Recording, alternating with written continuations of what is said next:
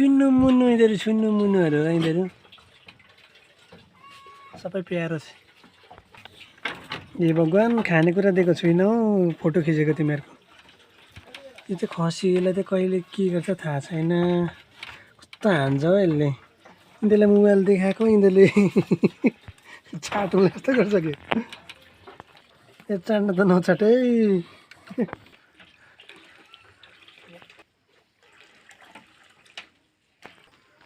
यो चाहिँ हाम्रो सागबारी हो।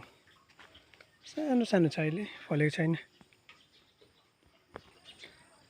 र ऊ तल देखेको त चिया बगान। चिनेले त चिनिहाल्छ नचिनेलाई त भन्नै परेको छ नि त। सिमल तरुकको यो चाहिँ यता गुवाको बिजनहरू पनि छ। माथिल्लो घर पनि देखिँदैछ सँगसँगै हाम्रो पनि छ। त्यसपछि पर घरहरू छ सबै खिचेर त देखिँदैन। झन्डै भाँच्यो हौ खुट्टामा सट्टेरी। यहाँ गहिरो रहेछ नि त मुसाले खोलेको थियो क्या। यो चाहिँ काउसे पहिला सानोमा फलेको दिएको अहिले त फेरि निकै वर्ष अगाडि हाम्रो घरमा पनि फलेको रहेछ। यहाँ हरियै छ तर अहिले।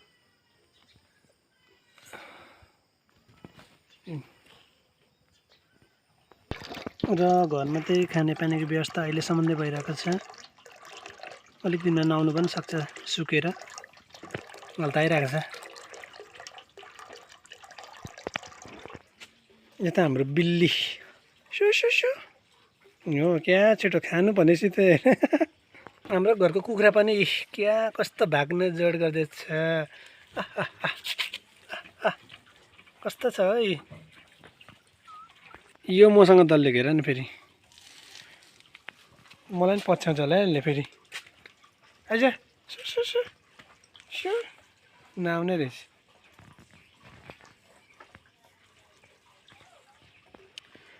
अनि यो चाहिँ हाम्रै घरमा फुलेको फुल दिनरात नभनिकन पानी हालेर यतिको भएको छ। फुलको नाम त जान्दिनँ। यहाँ निकै थरी थरीको फुल छ। यहाँ जति छ देखिहाल्छ। यता सयपत्री फुल फेरि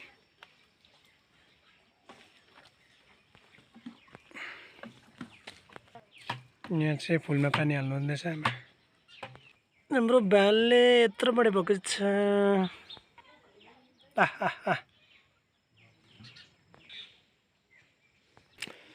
नि म चाहिँ जाँदैछु यो ड्रमको पानी सक्यो कि सकेन हेर्नुको लागि। भित्र प्लास्टिकहरू रहेछ नि त। यो ड्रम चाहिँ खाली गर्नु भनेर माथिको दिदीहरू आउनुभएको थियो त्यही लागि खाली गरिदिएछ मच्छरहरू जम्छ भनेर। सकिनु आँटेछ पानी अलिकति छ। यो चाहिँ दाजुको घर हिजोअस्ति बनाइसकेको अझै छ। यसलाई खर्चहरू निकै बाँकी छ। कम्प्लिट राम्रोसँग भएको छैन। र यतापट्टि उँधो हेऱ्यो भने यहाँ नवीन दादाको घर छ। तलपट्टि काब्राको रुखले डङ्गै छेल्दो रहेछ होइन तर। र गुवाबारीहरू पनि देखिँदैछ। हाम्रो गाउँ यस्तै छ। जानेले जानिहाल्छ नदेख्नेको लागि त्यही भनिदिएको मैले। र यो चाहिँ चिया बगान छ घरकै नजिकमा। साह्रै त खास चाहिँ छैन भन्नु पर्यो।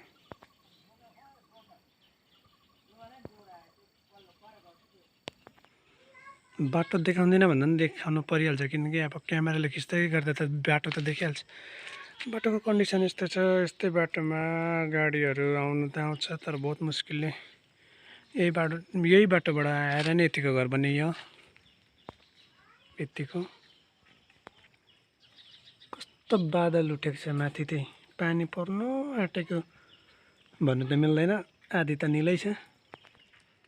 घर बनिसकेर त यो उब्रेको ढुङ्गा हो। यो किचन र टोइलेटलाई काम लाग्न सक्छ। त्यही लागि नै यो राखेको छ।